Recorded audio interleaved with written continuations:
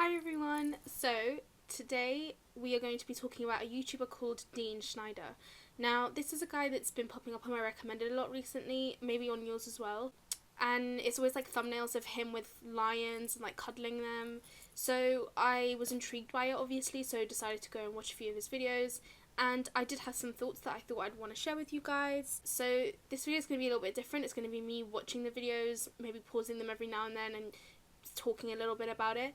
So Schneider is like a 27-year-old, I think, Swiss guy that he was very successful in Switzerland. He made a lot of money. He started his own financial company, and then I think he said that once he fulfilled this dream or goal, he realized that actually all he had was material wealth, and he had a lot more goals that he wanted to look forward to. So he left to South Africa. He has a piece of land which is around 400 hectares in South Africa, and he's called it the Hakuna Mipaka Oasis. On there he has loads of different kinds of animals such as lions, monkeys, wildebeest, hyenas.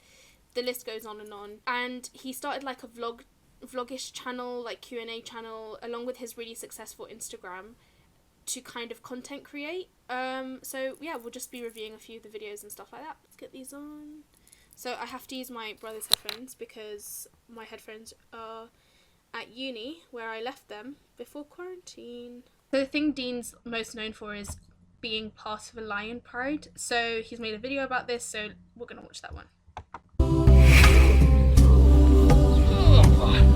Alright, a lot of people keep on asking me how did I manage to become part of a lion pride? How can I be so close with them at all situations? Today we want to go a little bit more into detail. What does this mean? So this is lion property here. Come with me.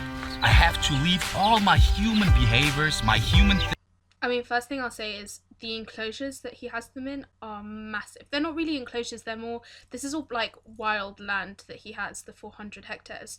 And he has them, these 6 lions, in a specific part of it. He hasn't actually opened the whole park to them. He said that he wants to dedicate 300 hectares to them. But at the moment they're in a smaller enclosure, so he has like fences going around. So they're amazing places for lions to be. Because in here, I have to be a lion. I have to think like a lion. I have to act like a lion in every single situation. It's part of socializing within a lion pride because they lick each other to clean each other as well. Now, unfortunately, I can't lick, so I'm imitating with my hands to take the blood off her and get her clean again. I can't help but think of like Angela in the office, like licking her cats clean. Imagine. The psychological issues that go behind licking a cat are not things I want to go into. Respect means to give each other the privacy and the space they need. You often can see that lions lay on top of one another, they love affection and to cuddle, but there is also those moments when they don't like it or they just don't feel like it. And in those moments, they will let you know straight away. And if they let you know and you step away and respect that, then you're cool at all times. No matter if it's between the lions, between males and females, or in my case, even between me and them. Don't overdo it. Leave it. She can't enter my world, like my privacy, and just take over everything. And that's the same thing she does with the other ones. That's why she's the one with the most scars in the face. So he's saying that, you know, she can't enter his space and do all of these things to him, like lay on top of him. So apparently Nyla, the lioness that slept in his lap, she's very cheeky. Like she'll do this with the other lions, she'll do this with him. Apparently she's very like obsessed with him, according to him. The only thing is, obviously they're lions, this is their nature. And I think he tries to justify it by saying, oh, they see me as a lion. But at the end of the day, he's not. He is a human. He is a human entering their space. So I understand lions constantly test each other and try and assert dominance over each other. But in the wild, lions nearly always back down. They understand the rank. They understand dominance. So I know he's saying that what he's doing is emulating their behaviors, but he shouldn't be emulating their behaviors because he's not a lion. He is a human. If you still continue and if you still keep on bothering them, that's where they're gonna slap you, claw you, bite you, or just do something which seriously hurts you on purpose because you didn't listen to them. And it's absolutely no difference if it's between them, lion and lion, or between me and them. For you guys, you see a human within a lion pride, but they see just their family, their lion pride. So even in such situations, I have to react the same way. When they start using their claws on me, don't use your claws. Claws. So that video that he just showed, that clip, there's actually a bit of controversy about it. Like he just said there, you know, you see human and lion, they see part of their family. He isn't really part of a pride because, I mean, they can love him and have affection towards him. That's obvious. That's very clear from these videos. They clearly love him. That doesn't mean he's part of a pride. He doesn't have a role in the pride. Therefore, he is not part of the pride. Bro. Okay, let me get out of here. Okay. Claws. No, you can't. You can't just hold me with your claws, man. You're gonna rip my whole skin off. Stop it. Alright, spend time with those ones which... Can you see them? I'm just telling you.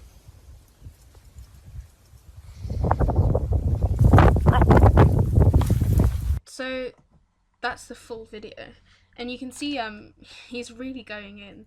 Now, something that isn't clear in the videos that he says, oh, you know, if the other lions overstep boundaries, this is what they do, this is how they assert dominance, this is how they say leave me alone, they give warnings, stuff like this. The thing is, lions also play. This is also their way of playing. If he was a lion, he'd obviously be able to withstand this kind of play, where they bring out their claws, or if they're playfully biting. But because he's human, obviously it's going to hurt him more than it would hurt the lions. Obviously, if he sees himself in the situation where the lions are getting playful or even slightly aggressive, like he said, you have to remove yourself from the situation, but he tends to stick around. And yes, fine, the little punches don't seem to hurt, and it's only a matter of time before something really serious happens, and that could be them hurting him, or hurting his cameraman, or any other people that work there. These lions probably won't ever try and hurt him, they probably won't go out of their way, they could just be playing with him and go too far. Look at this. Just happened right now, but that was not on purpose. That's just a reaction reflex thing. That's why it's okay. But if one of them uses their front claws every now and then again on me, and I tell them, leave it, no, and they continue, that's where they want to see, okay, who's dominating whom. And the only thing I can do is use my knuckles, give them a smack, whether it's on the nose when they biting too hard, or it's on the paws when they're clawing too hard or something like that. He's not wrong. So obviously, like I said, lions do test each other, they do see how far they can get with each other. The only thing is, obviously, like I said, it's going to hurt him more than it hurts the lions when they do this to each other. The very simple solution is for him to remove himself from this situation, and I mean permanently. There's actually no need for him to be interacting with the lions as much as he does. So he's constantly with them, he's part of the pack, he's like cuddling with them, making videos with them, sleeping with them, playing with them, like imitating cleaning them. This serves no purpose for them because, like I said, he doesn't actually play a role in the pride. He's not a dominant male or a dominant female. So it makes zero sense to why he's ingratiated himself with them. He said that when they first came to him, they were very young and they were captive bred. So it's not like you can just release them back into the wild. They obviously hadn't had the training that they needed from their mothers. Really hard to release captive bred big cats back into the wild. In some situations, hand rearing does make sense. So if in this situation they were orphaned and very young when they came to him, it makes sense for him to hand rear them and, you know, him look after them and take on the role of surrogate mother. Up to a point of around 12 weeks, this becomes unnecessary. They don't need formula anymore. They don't need constant care.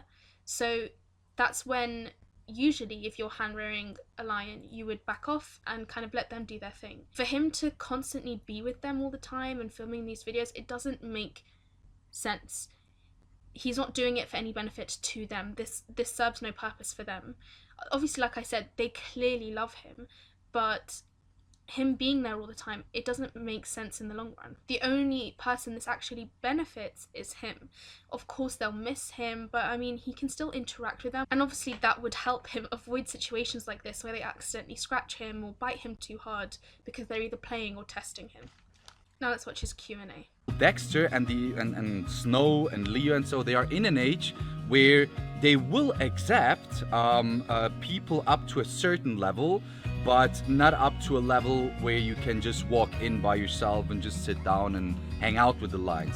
So becoming part of the pride, no matter how good you are with animals, is now too late actually. But being able to be accepted, which also takes quite a lot of work, is still possible, and we are busy in the process with that, so that the lions are actually cool with them being in the environment and not being, you know, kind of dangerous, that they get attacked or aggressively approached or something like that. He still doesn't explain why it's necessary to have anyone in there at all, other than to film these videos.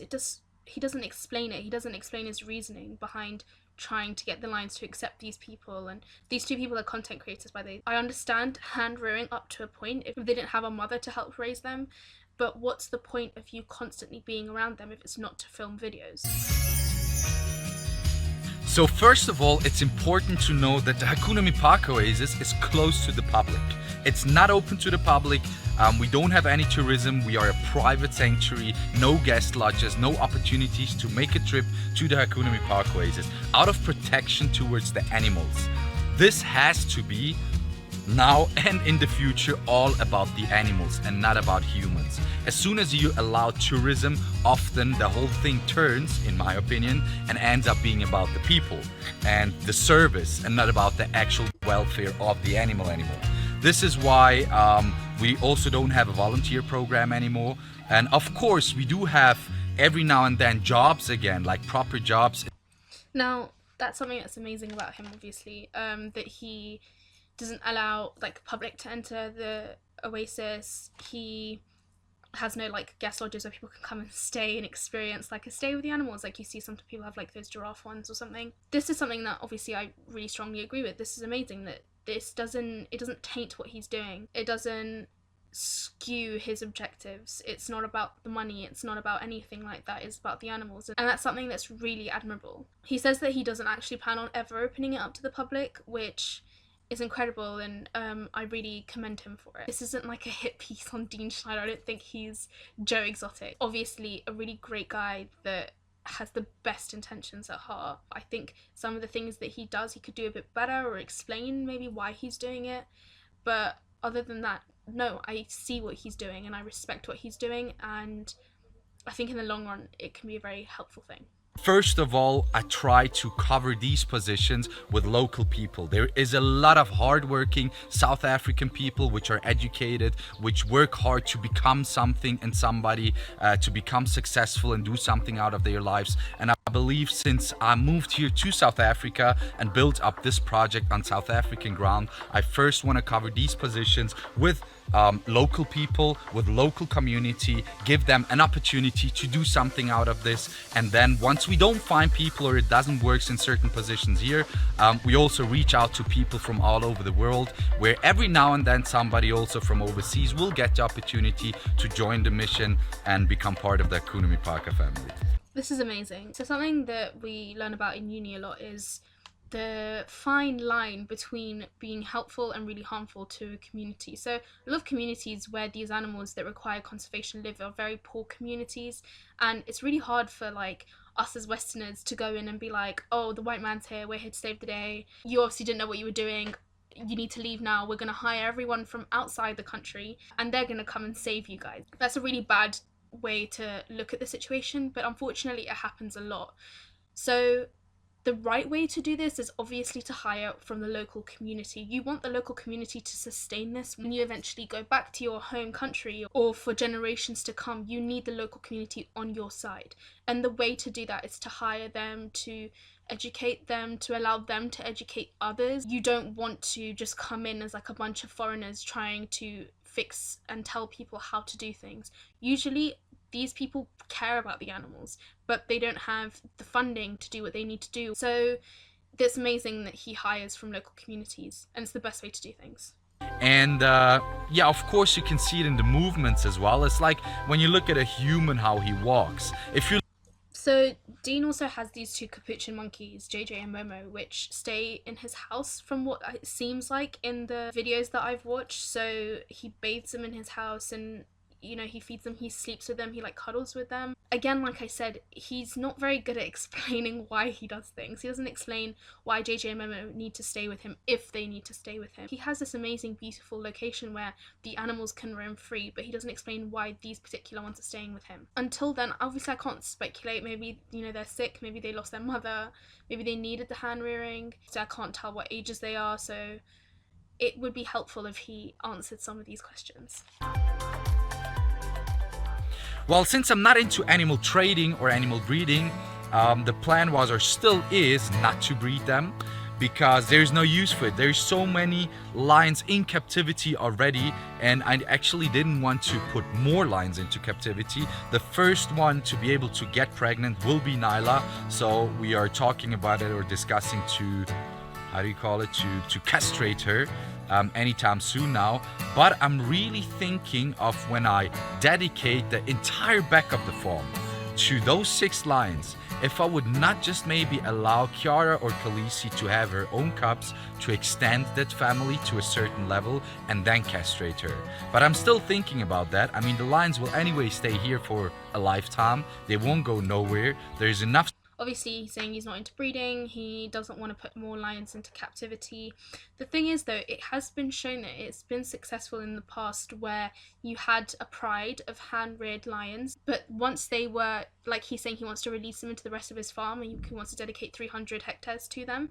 Once he does that, if he no longer interacts with them and allows them to have cubs or whatever, it has been shown that you can take those cubs, you'll get a few, you can release those into the wild as long as you haven't habituated them to humans. Now, the reason it's dangerous to habituate lions to humans is because of the threat of poachers or hunters. If an animal is so used to a human, like this pride is used to Dean and to Noe and to the other people at the farm, they will go up to humans. This is something that's not dangerous, I've interacted with them before, and they will very easily be hunted and killed. So that's why he can't release this particular pride into the wild being outside of a cage or outside of a fence like he has. But if he really wanted to, in a way that would help conservation, is that he can allow this pride to breed, like he's saying he's thinking about it, and then those cubs that form from that, you can leave them with the pride for a little bit. You have to not be with them and allow them to raise them and teach them some skills, and then you can take all of those cubs as a pride and release them into the wild. It's been shown to be successful. The prides then, they thrive and they survive in the wild because they were left alone, so therefore they are not at a larger disadvantage to poachers. Most of the food for the lions comes from the Hakunabi Park oasis itself. Keep in mind we have tons of wild living animals here. Herds of zebras and wildebeests and kudus, nyalas, water bugs, giraffes, all kinds of animals. We also do have predators here like leopards, brown hyenas, big snakes, also small snakes, venomous snakes.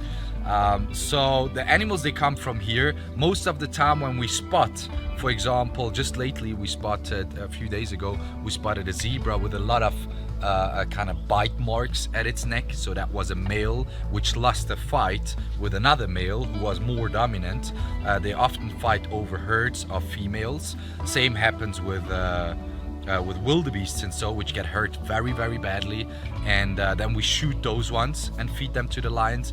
Or it happens that one maybe jumps into the dry river when it's dry season and then breaks a leg and struggles to walk around or to keep up with the... Joe Exotic, take notes. This is what euthanization is. This is helpful euthanization, where an animal is beyond help, is going to die anyway, might as well continue the circle of life and feed them to the lions. Something obviously that's really amazing is that he's giving them full carcasses, and he's saying that he actively tries to help teach them how to open a carcass, and he's constantly giving it to them and not taking it away until they've completely stripped it clean, which is obviously a really good thing. It's a good thing to teach them if he wants to let them out into this massive area. Okay, so this is his Q&A part 2.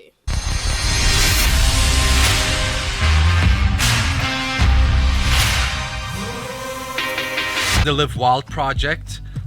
fencing up the whole back of my farm, getting all the permits right, the security measurements in place to be able to release the lions in the back of the farm so that they can have a beautiful, secure and wild life out there. Very good question, and this question has been asked already a few times before, which is the reason why I'm going to go a little bit more into detail in this question or in this answer. So all the Hakuna Mipaka animals which are here on the sanctuary, they have a lifelong and secure home here at the Hakuna Mipaka Oasis.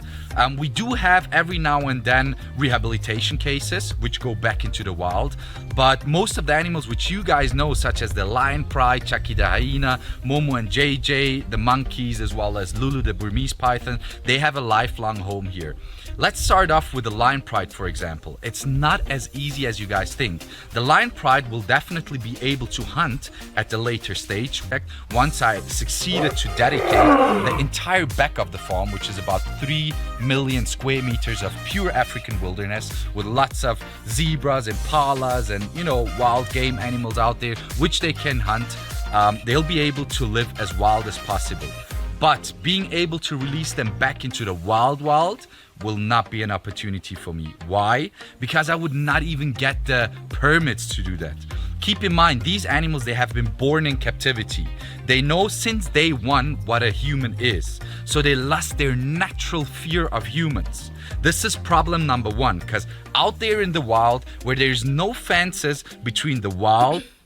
Obviously, he can't release these particular lions into the wild because they're so habituated to humans and because they were captive bred. I'm not actually sure what he means here by getting the permits to release them back in the wild. Obviously, you can't just take animals and release them anywhere into the wild. You need to have done research and shown to the authorities and governments that, it's a good idea to do this, or it's safe to do this, or it won't impact the local biodiversity in the area. I mean, there's been loads of cases where people are trying to do good, but they'll release an animal into the wild thinking that it will help biodiversity. And in the UK, people have been talking for ages about trying to release some wolves into Scotland. But the reason it's taken so long to do this is because that can have either a great effect or a devastating effect. The wolves can go out and hunt everything there is and there'll be nothing left but wolves. So you really have to do loads of research before you can just go and release animals into the wild. That's rewilding. That's bringing back an animal that hasn't been in that area for a very long time or has never been in that area. Releasing lions into areas that have lions already, I don't think it's as hard a process as obviously trying to rewild. Maybe he can shed some more light on this. That's where human-wildlife conflict becomes a big problem. Now, actually, most of you guys out there don't know that, but number one case or number one threat to our current wildlife on our planet is human-wildlife conflicts. Now, if I would put Dexter and the Pride out there into the wild, first of all, they wouldn't be protected from poachers, because poaching is still one of the huge issues out here in Africa regarding wildlife. And number two is, since they are not scared of humans, they would end up right into the next village, taking down maybe cattle of a farmer, being a threat to children's, to adults walking around on the street, and end up being shot.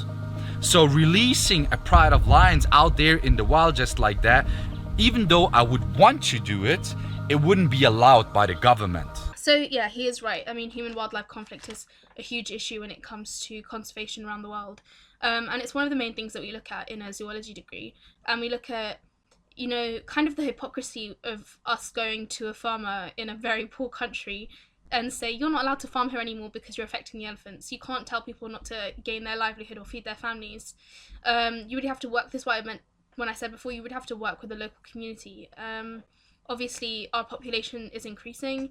There are so many of us in the world now, and we all have to live somewhere. So this means, unfortunately, that we are encroaching on these animals' habitats, and they therefore have less and less area to live and area to roam, and this is when you can stumble on threats. So you probably see loads of stories about elephants being killed because they trampled on crop or trampled on a person and killed someone, snakes swallowing children whole. or swallowing wildebeest whole or cattle whole. And although these are rare, it does happen, and therefore it causes a lot of fear because they gain so much media attention. And this can make conservation very hard because, you know, you go to these areas and you say, hey, I really want to conserve the African lion, and people say, we don't want that, you know, the other day it killed my daughter.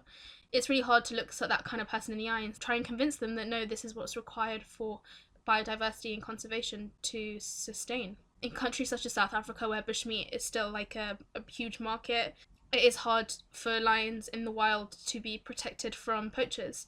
This is where protected areas come into play, or, you know, national parks where you're not allowed to hunt. But because these areas are so vast, it's really hard to police. This calls into question if he's prioritizing the right things.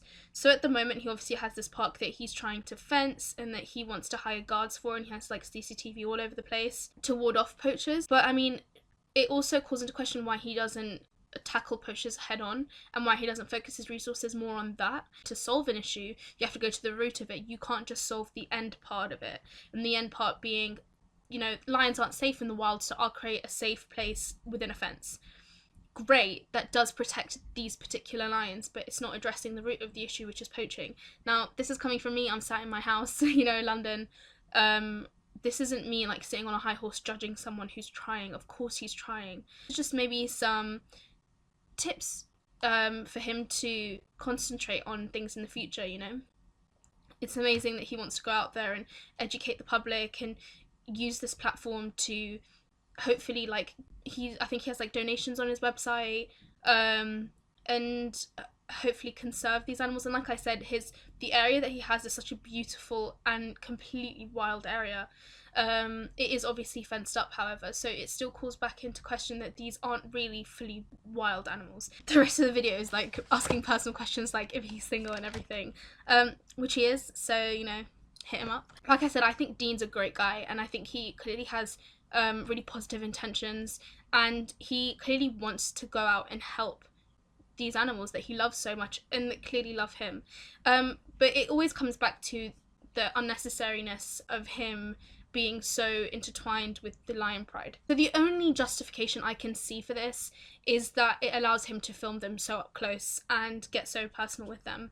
This would then allow people at home like you and me to watch these videos and maybe be inspired and be like, wow, that's amazing, I love these animals, and look into doing things that we can to save them, and or maybe cutting down our carbon footprint or recycling. Like, stuff like this can really inspire people in such small ways, but loads of small actions can create one big effect. If that is the case, fine. I wish that he would just be more upfront with it, because he makes it seem like the lions need him. Although these lions do love him, they don't need him to constantly be around them all the time. Obviously, the cons are that these animals are so habituated, and any hope of their cubs, if they ever have cubs, being released back into the wild diminishes if he continues this practice. But the pro of it is that it inspires other people at home to then want to donate to his charity or other charities, or just fix their behaviours to help the wildlife in general. A lot of people say that what he does is exploitative, and that he does it so that he can take pretty Instagram pictures. And like I said, this does seem like the case, that he wants to take these pretty Instagram pictures and do all this content creation and release these vlogs and these videos on his successful YouTube channel. But the end goal could be a positive one where he wants to inspire people at home. I personally want to see the good side to Dean. I mean, there's something so likable about him, and you can see that he's so passionate about what he does. And he's very passionate about the animals, and he gave up his life, you know, to move to South Africa and dedicate his life to animals. Yeah, that's just some opinions from me. I hope you guys enjoyed the video. I'll leave his website down below. He does have a donate page. It says everything there that the money goes towards. Dean, if you ever watch this, hi. Hopefully you can answer some of the questions that I've laid out for you in this video. You're probably never gonna watch this. I hope you guys are enjoying quarantine and the sun, and I hope you had a lovely Easter and are enjoying your bank holiday Monday. Bye everyone.